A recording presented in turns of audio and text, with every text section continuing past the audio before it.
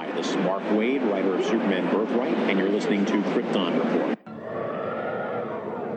Up in the sky, look! It's a bird! It's a plane! It's The Krypton Report.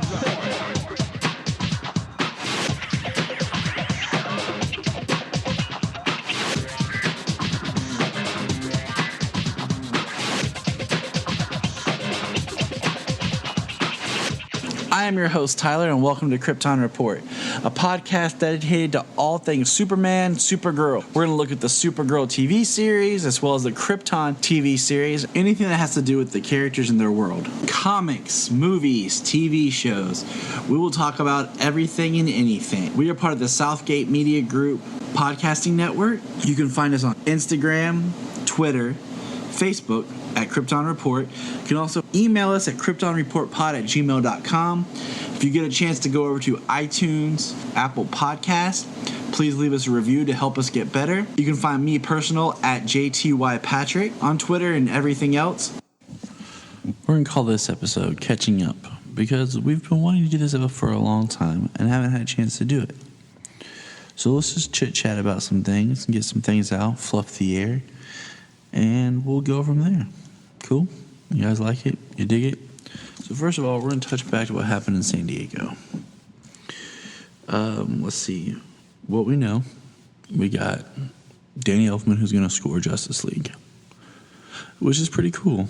A little nervous just because, just like with Hans Zimmer being part of BVS, I think someone who's already put their mark on a character with the music to try to do something along the lines of reintroducing that character again can be tricky, and we'll see what we get with Elfman. But he's a solid composer, a very classic style composer.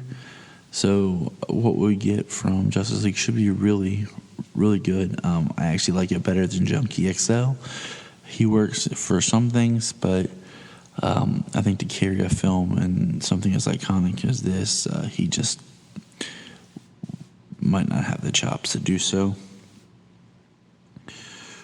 There's so many rumors about Ben, but you know what? It's not even almost worth talking about anymore. I'm just going to go ahead and say this on here. I'm done with rumors.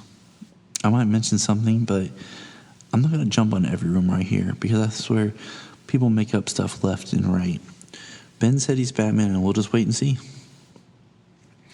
When, Justice League comes out,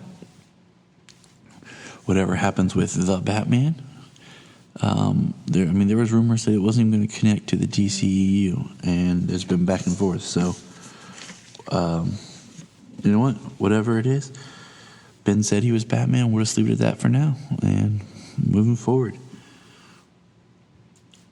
Some Smallville news. Tom Welling is going to appear on Lucifer Season 3, which is interesting because he's been absent for so long, and apparently at some point in time he was offered a chance to be on Supergirl and didn't. And I talked to our friend James Cole, and we decided it would be nice for just a quick reference, like a flashback or something of young Kara, and we saw Jor-El played by Tom Welling.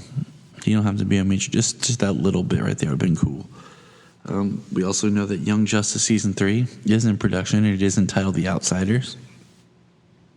It'll be out in 2018 with the DC streaming service, so that's exciting. Not a whole lot's been given about that. I'm just hoping that we get Wally back, but we'll see. I'm excited. It's a great show, and I'm definitely going to sign up for that streaming service. Now, moving forward. They did something weird at the DCEU part at Comic-Con. Usually, they'll announce movies, but Warner Brothers has never really been big at what they announce at Comic-Con, so I wasn't expecting a whole lot, but they threw up a bunch of titles, but they gave nothing dates. And that's where it gets tricky, because we have... Now... These are things that are supposedly have been announced. Okay? Are you ready? Shazam, which is supposed to be the next one to go into production, and it's not going to have The Rock, who's playing Black Adam, Who knows? Once again, I'm so tired of things. We'll just wait and see. Suicide Squad 2, Justice League Dark, Flashpoint, aka the Flash movie. And with Flashpoint, I really don't think they're going to do Flashpoint the story like people are saying. Think of how they did Flashpoint on TV. Think about how they did quote-unquote Civil War. Marvel did. It's just a title. It grabs people's attention. They'll throw in an element or so there, but I really don't think it's going to be this massive DC reboot that some people are thinking.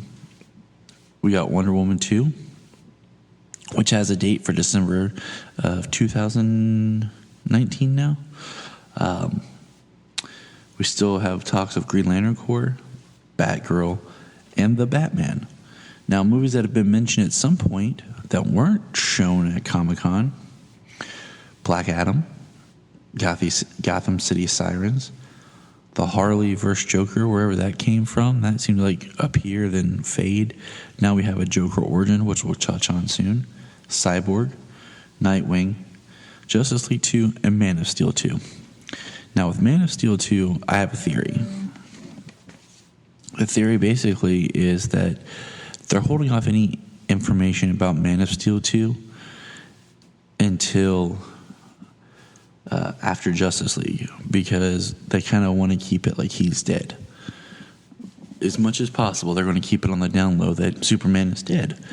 And I think after Justice League, we'll get a big Man of Steel 2 announcement. But there's no date range. There's no... the Black Adam thing is weird. There was... we know Patty Jenkins is doing Wonder Woman 2. Matt Reeves is doing The Batman and wants to do it with a noir take.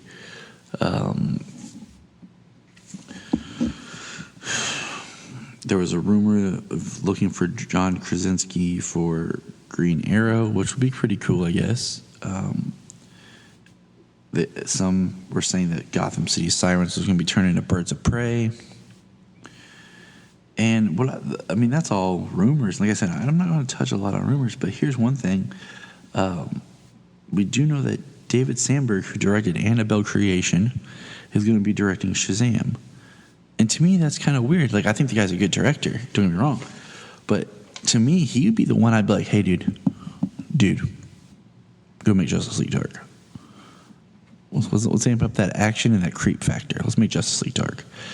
Because then you're taking your DC property and you have this is your DC action. This is your DC horror.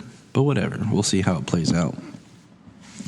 There was recently an announcement that made that Martin Scorsese with Todd Phillips, yes, the guy who directed Old School and The Hangover, we're going to do a Joker origin film. Okay. I would like that if they went more of the idea of Killing Joke, where we'll get this film set up. We'll get, like, at the beginning, the Joker or something, then it's all in flashbacks. And then at the end, the Joker basically says something about, well, that's one of the ways that I prefer to think about my past, or I like that way better. Something that doesn't solidify that is his origin, but could be. Because one of the things about the Joker is the mystique and the mysterious side. That's what keeps the character interesting. It also makes him more creepy, as we don't know. And, in more recent ways, the Joker has been looked at and stated more as an idea than just a character. So, but what do you think?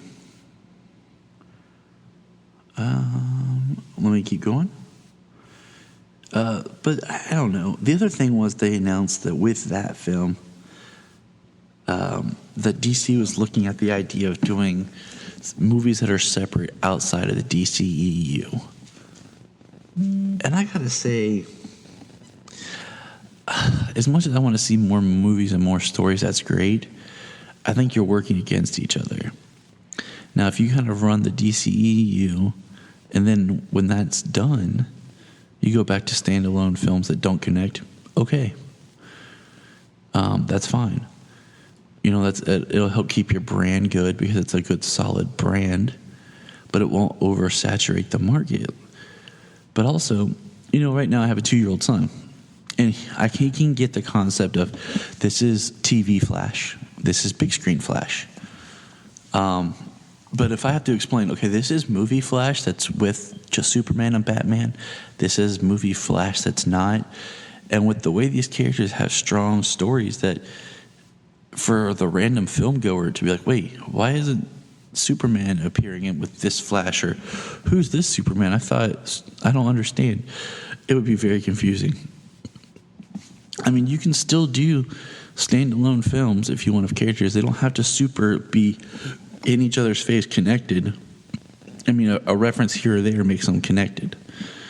I mean, think about Suicide Squad's connected, but it wasn't really hinging on any other film that came before it. Even Wonder Woman was a standalone. I mean, we have the opening and ending scenes of Diana in modern time, but without that, it's a standalone film.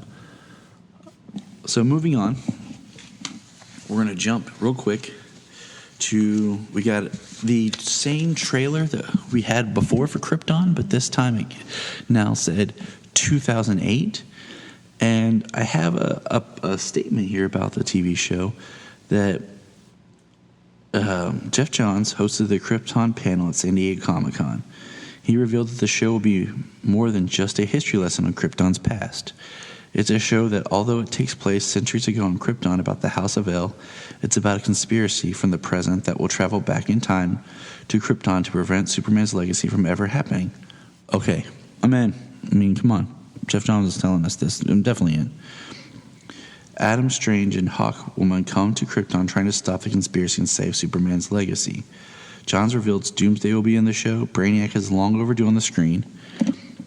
We've been keeping that under wraps, said executive producer. He has finally a really deep, rich history. He's the nexus point man in a machine. Awesome. See, this is the stuff that I'm interested in with Krypton. I mean, because this has kind of been a show that when it was announced, it was announced back in 2013? The same time they talked about Gotham, and then Gotham's on season 4 now. And Krypton's not even started, and it's supposed to be technically in the DCEU, so it's supposed to be from Man of Steel. So it's kind of like, oh, okay. We're going to meet Seg-El, Jor-El's father, whose task was saving not only his future family, but also his present. Excuse me.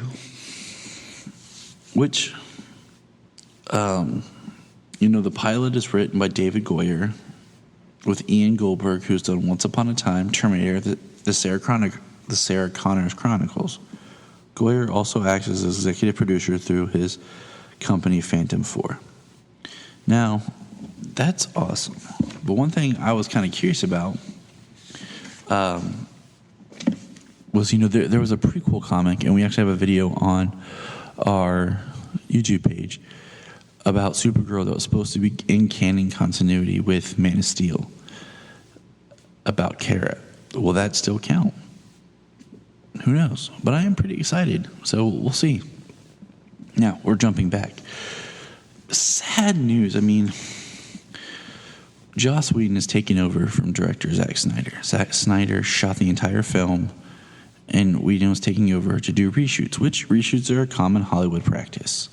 Just it's never quite something on this scale where you have such a prominent director taking over for another prominent director. And we know that Whedon has had a lighter touch and has reshot some scenes that they wanted to change some things with Cyborg, and I believe they changed the ending. And for all we know, it could have been an ending that could have been just a little bit more of a cliffhanger. They wanted it more closed off or something, because originally it was intended to be Justice League Part 1. We don't know after they had shot when they shot and what they shot and what decisions were made. So the film was to be credited as a Snyder-Whedon film. If you look back, a film must be so much percentage shot by a director to be considered his film. A good example is Superman 2. If you go back, Richard Lester reshot a lot of the same scenes that Richard Donner had already shot just so that he could credit himself as sole director, even though there are a lot of shots left in the film that are Richard Donner's. If you ever have a chance, watch the Superman 2 and the Superman 2 Richard Donner cut, and you'll see what I'm talking about. And you know what? I'm okay with that. Like, you know what? Snyder had a tragedy, and I'm okay with it because the man needed to sit down and take care of his family, and I think people should respect that more than what they're giving him right now. And it's hard in some ways to step down on something you've been working towards, but you know what? I'm still really excited to see Justice League. I'm excited as I was the day it was announced. Now, we're going to talk about, we got the last big chunk that we're going to talk about, because we talked about Supergirl Season 3 with James Cole, is the trailer. Now, we did get to see Steppenwolf in this trailer. I'm going to read you this quick breakdown if you're not sure who Steppenwolf is. As one of the new gods, Steppenwolf, which is German for wolf, of the steppe or coyote, is the younger brother of Hegra and the uncle of Darkseid. He is also a member of Darkseid's elite. He leads the military of Apocalypse and also rides a hoverbike. With that hoverbike is made with the same technology as Orion's, and that would be kind of cool if we saw a new one from New Genesis, but I'm getting ahead of myself. Steppenwolf made a cameo appearance as a hologram in the Ultimate Edition of Batman v Superman. You can also find that clip on YouTube, in which he communicates with Lex Luthor through Kryptonian hologram technology, and he's holding 3 mother boxes. First of all, I like the idea of Steppenwolf being the bad guy. At first, I was like, dang. But the idea is, with a bad guy like that you really don't know much about as your villain, it allows you to do a couple of things. One, you can do anything you want with the character because there's not a whole lot known about the character. 2, you can focus a lot more time on your heroes and not your villain because no one really cares about the villain as far as a character. When you do a movie like The Dark Knight and you have the Joker, people want to see the Joker. They don't always just want to see the Joker with Batman. They want Joker scenes. Same thing with Suicide Squad. We want Joker scenes.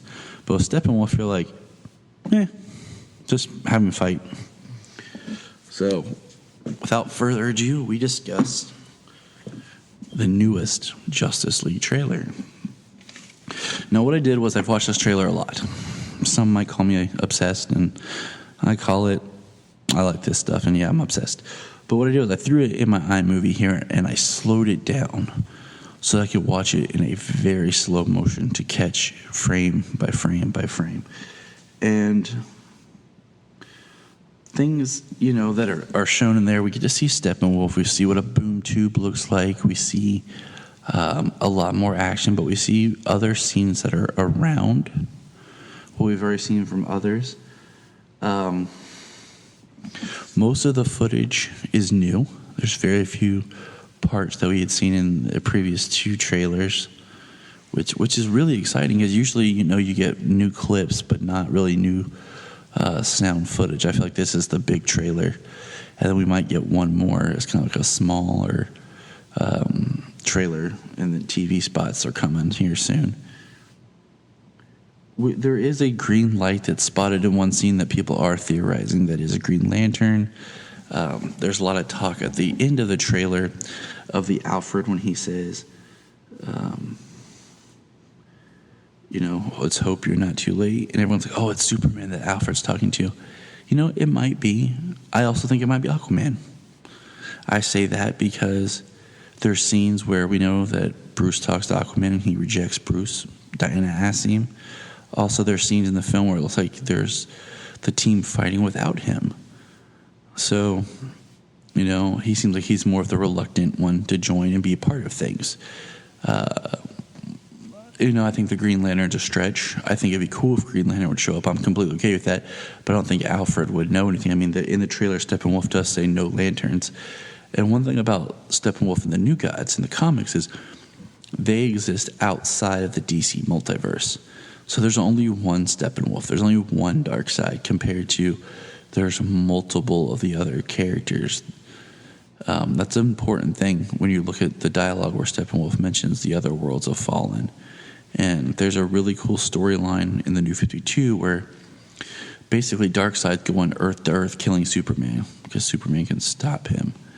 And when he gets to Earth 52 is when the Justice League forms. And if you don't have time to read it, just watch Justice League War. It's a really good version of that story. There's a few changes to it, of course, but it's a good story.